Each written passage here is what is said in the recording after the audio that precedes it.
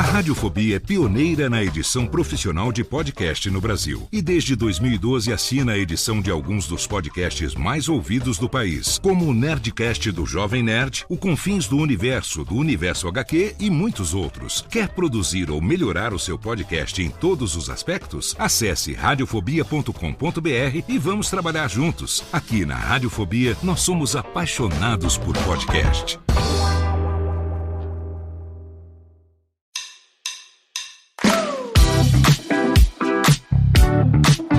Olá, eu sou Léo Lopes e este é o Pod Notícias, a sua dose semanal de informação sobre o mercado de podcasts no Brasil e no mundo.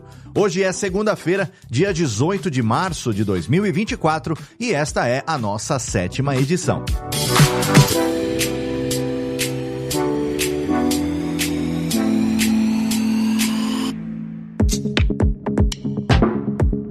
Na última semana foi divulgado pelas empresas Rephonic e Podmatch o último AE Report, um relatório mensal sobre podcasts de entrevista. Os dados desse mês de março apontam que os podcasts de entrevista não estão tendo um crescimento expressivo, mas, por outro lado, estão com números estáveis. Além disso, segundo a definição da pesquisa, só 13% de todos os podcasts desse tipo são considerados podcasts ativos e estabelecidos. Aqui vale a gente definir certinho o que é um podcast ativo e estabelecido, segundo eles. É um podcast baseado em entrevistas com pelo menos 100 episódios publicados, cujo último episódio tenha sido postado há 10 dias ou menos e que seja apresentado por alguém que não é uma celebridade e nem parte de uma grande rede de mídia. Isso significa que, embora o número total de podcasts tenha aumentado em cerca de 20 mil entre fevereiro e março de 2024, o aumento de podcasts ativos foi de apenas 13 mil, já que vários podcasts deixaram de ser ativos nesse meio tempo. Outro dado que o relatório apontou foi que apenas 3,7% dos podcasters conseguem produzir mais de 300 episódios. A grande maioria dos programas acaba sendo encerrado depois do primeiro episódio. Um outro relatório que saiu recentemente foi o Podcast Ranker da Triton Digital, com os números de fevereiro de 2024. A Triton avalia várias categorias do ecossistema do áudio mundial e uma das mais importantes é a da rede que mais gerou lucro com áudio. O primeiro lugar do último mês ficou com a SiriusXM, que sempre está ali flutuando entre o primeiro e o terceiro lugar. A segunda empresa do pódio foi a NPR, que veio seguida de perto pela Wondery. A pesquisa também deu destaque para os podcasters que lideram em downloads e números de ouvintes. Nos Estados Unidos, os maiores destaques foram para os programas News Now, da NPR, e o Crime Junkie, enquanto aqui na América Latina, alguns dos programas mais baixados e ouvidos foram O Assunto, do G1, que é brasileiro, o Panda Show Sem Censura, mexicano, e o Modus Operandi, também brasileiro. Todo mês, o relatório Ranker coloca uma grande ênfase na importância que os dados têm para profissionais de marketing e criadores de conteúdo, e o exemplo prático dessa vez foi o caso do podcast, que foi deletado pelo Spotify. E que caso é esse? Bom, para quem não está sabendo, uns 10 dias atrás, o podcast Involving Prisons, da podcaster Keegan Carey, foi removido do Spotify depois que a empresa alegou que estavam acontecendo atividades suspeitas relacionadas a pagamentos na plataforma. E como o feed RSS também desapareceu, o programa começou a ser removido de outras plataformas e diretórios. No entanto, a remoção do podcast foi um engano. O programa foi deletado do Spotify menos de 48 horas depois de ser indicado na categoria Podcast Independente Excepcional na premiação True Crime Awards. O Spotify fez uma revisão no dia seguinte do erro, mas aí a Keegan já tinha perdido seguidores, assinantes pagos, estatísticas e toda a receita acumulada dos últimos 4 meses. Depois da cagada, o Spotify declarou que estava trabalhando para reverter a situação e, embora eles tenham conseguido restaurar as estatísticas e reembolsar a renda perdida, a podcaster sofreu um grande prejuízo, principalmente pela perda de seguidores em outras plataformas. E o Spotify pode ter mandado e-mail para todos os inscritos do Involving Prisons, pedindo para eles refazerem a assinatura, mas quantos deles vão mesmo fazer isso? 50%? 80%? Todos? Enfim. A Kagan disse que perdeu completamente a confiança no Spotify e que vai buscar outro serviço de hospedagem para o seu podcast. Com toda a razão. Ainda em notícias da semana, com o fim iminente do Google Podcasts, o YouTube Music continua aumentando seu catálogo de novos recursos e a adição dessa vez é a do Trim Silence, que elimina pausas em podcasts.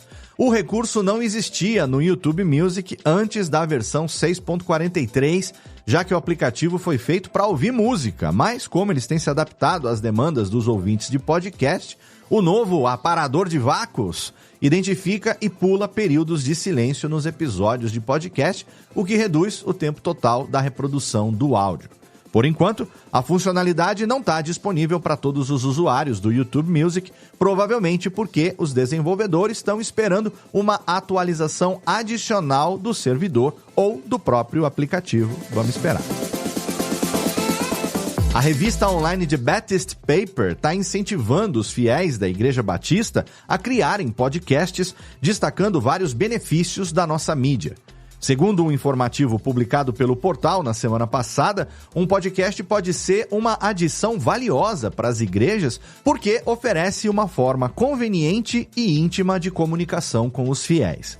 Além de se encaixarem na rotina diária dos ouvintes, os podcasts também permitem uma conexão pessoal genuína, inspiram os ouvintes e se tornam uma ferramenta poderosa para promover o crescimento espiritual. Outra vantagem que o Baptist Paper destacou foi a facilidade de compartilhamento dos podcasts, o que, em tese, ajudaria a ampliar o alcance da instituição. É importante a gente ressaltar aqui que os podcasts religiosos são muito populares no Brasil. Nas paradas do Spotify, por exemplo, os podcasts Café com Deus Pai e Frei Gilson Podcast estão sempre incluídos no top 10 dos mais ouvidos.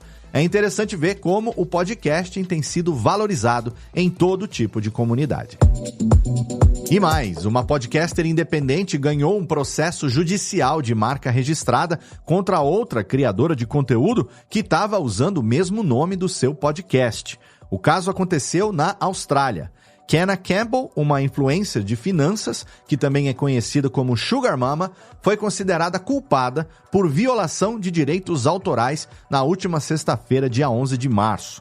Ela passou meses usando o termo Financial Foreplay no seu podcast, só que a marca Financial Foreplay já estava registrada desde 2016 para a proprietária Rhonda Lynn Korolek, outra podcaster bem menos conhecida que a Kenna. Segundo os autos do processo, a Kenna Campbell tentou registrar o seu podcast com esse nome, sem sucesso, porque, afinal de contas, ele já estava registrado para Rhonda Lynn, mas, mesmo com o pedido de reconhecimento negado, ela continuou usando o nome em iniciativas comerciais, palestras pagas e acordos publicitários com lucro ativo.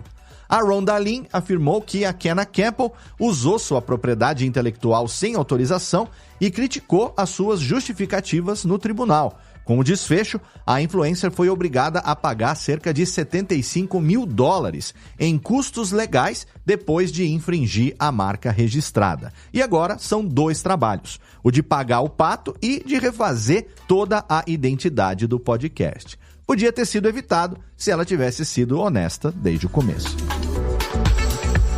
A Prefeitura de São Paulo inaugurou o 3º estúdio público de podcast da cidade, chamado SampaCast. A iniciativa foi realizada em parceria com a Secretaria Municipal de Desenvolvimento Econômico e Trabalho e a Agência São Paulo de Desenvolvimento, no intuito de fortalecer a criação de conteúdo e incentivar o empreendedorismo na área da comunicação e do audiovisual. mais de 700 pessoas já utilizaram os serviços dos estúdios públicos, o que se reflete em mais de 1.200 horas de conteúdo gravado. Um exemplo deles é o Compartilha Cast, criado pela Vivian Castanheda e a Priscila Bercó, que já gravaram mais de 90 episódios. Os estúdios estão localizados em Pinheiros, Heliópolis e Lapa e operam de segunda a sexta-feira, das 9h15 da manhã às 5h30 da tarde, com agendamento realizado todo mês através do site da ADSampa. O link, como sempre, vai estar na descrição desse episódio. E para quem é fã de podcast e de séries animadas, eu tenho uma boa notícia. A empresa Starburns Industries, que produziu Rick and Morty, vai adaptar o podcast de comédia Hello from the Magic Tavern para uma série animada. A adaptação vai ser feita em parceria com a Playhook Productions, comandada pelo ator Sam Rockwell e o executivo Mark Berger. O podcast Hello from the Magic Tavern é um programa de storytelling que segue os anfitriões enquanto eles entrevistam criaturas, magos e aventureiros na Terra Fantástica de Foon. O apresentador principal do podcast é Arnie Niekamp, que criou o programa com uma mistura de narrativa, comédia improvisada e show do absurdo. Quem acompanha ele nessa jornada são os seus co-apresentadores Chunt, o Metamorfo, e Usidore, o Mago. Essa não é a primeira vez que um podcast é transformado em animação. O exemplo mais famoso que a gente tem até agora é o The Midnight Gospel, que foi feito em cima do podcast The Duncan Trussell Family Hour, e tá aí para não me deixar mentir. Até o momento, todos os envolvidos no projeto disseram que estão muito animados com a adaptação. Os criadores do podcast estão postando nas suas redes sociais que não veem a hora de compartilhar a sua visão com os fãs e de contar as suas histórias em um novo formato. Hoje no Giro sobre pessoas que fazem a mídia, depois de um hiato que foi anunciado como o fim do podcast, o Foro de Teresina da revista Piauí retornou nessa última sexta-feira, dia 15, com uma nova bancada.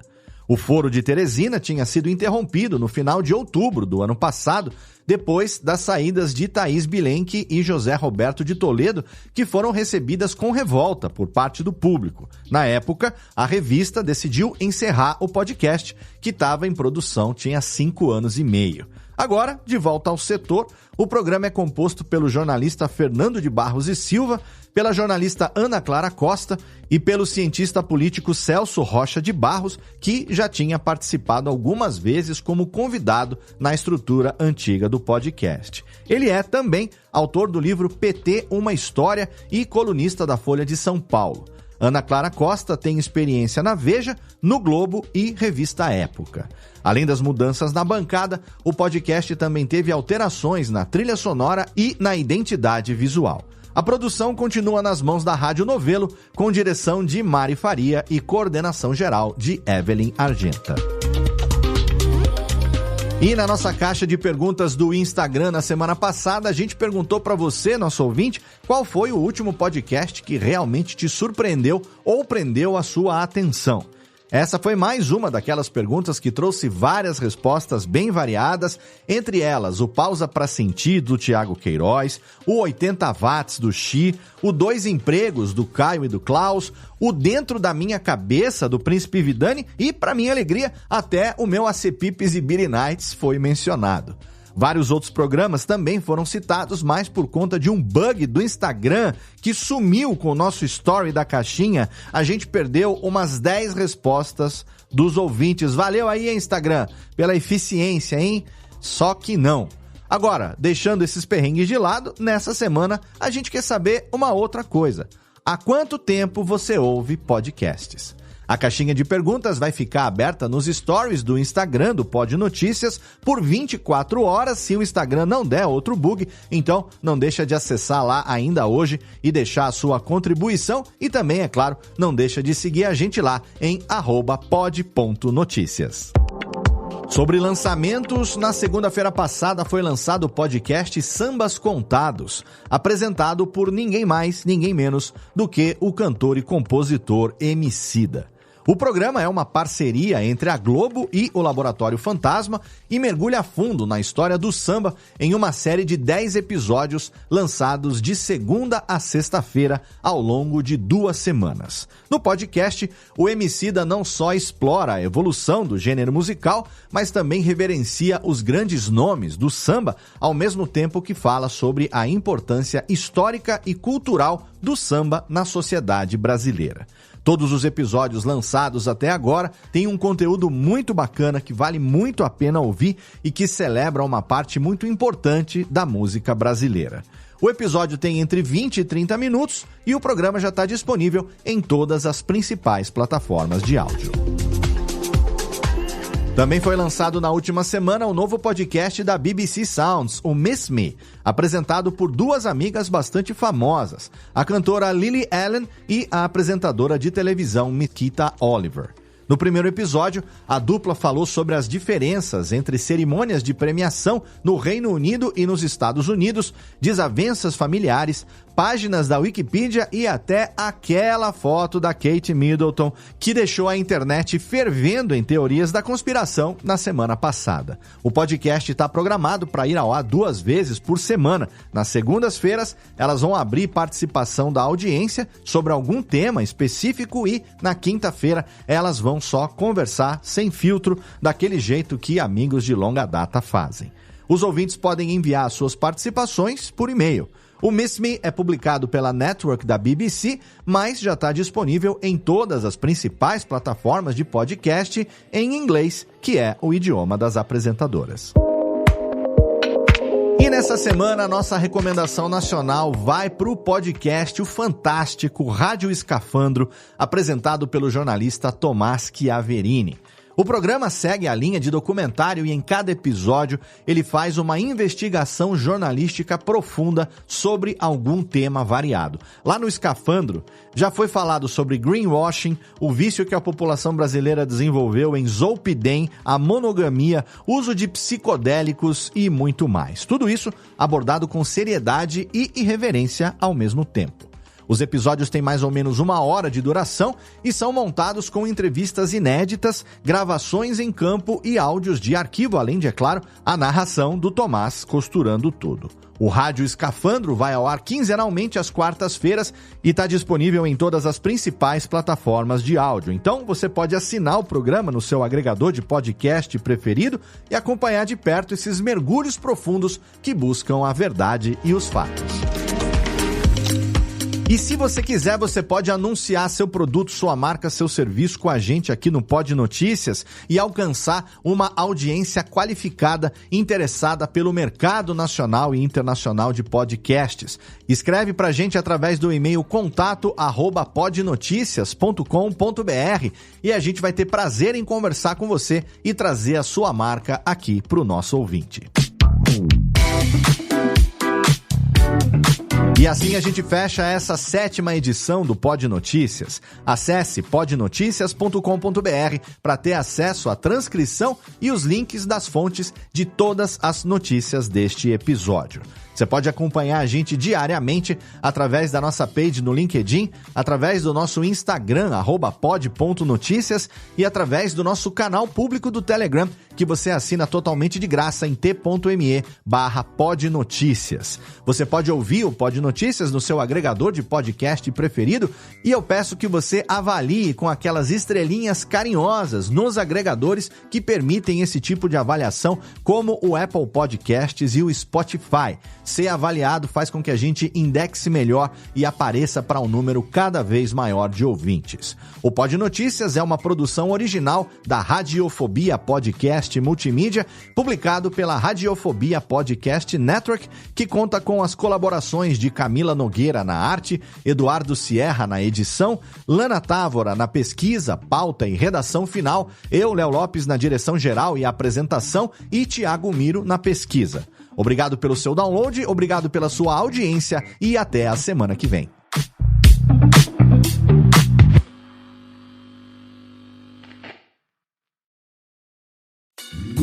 Oi, eu sou o Antônio Viviani e quero convidar você a ouvir o nosso podcast Voz Off. Desde julho de 2017, eu e meu amigo Nicola Lauleta temos o prazer de conversar com as grandes vozes do rádio, da TV e da publicidade do Brasil e trazer suas histórias até você. Se você, como nós, é apaixonado por locução, acesse vozoff.com.br e acompanhe nossos episódios aqui na Radiofobia Podcast Network.